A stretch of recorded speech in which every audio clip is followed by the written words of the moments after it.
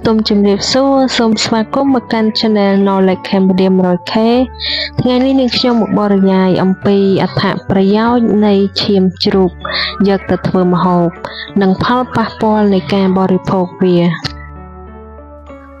ឈាមជ្រូកយកមកធ្វើម្ហូបមានអត្ថប្រយោជន៍ចំពោះសុខភាពក្នុងកម្រិតមធ្យមដូចជា 1. សម្បូរជាតិដែកជួយបង្កើតកោសិកាឈាមក្រហមការពារភាពស្លេកស្លាំង 2. មានប្រូតេអ៊ីនខ្ពស់ជួយជួសជុលជាលិកានិងកសាងសាច់ដុំ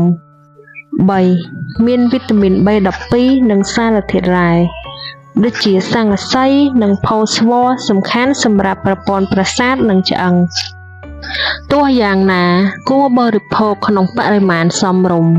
ព្រោះឈាមជ្រូកមានកូឡេស្តេរ៉ុលនិងសារធាតុភូរីនខ្ពស់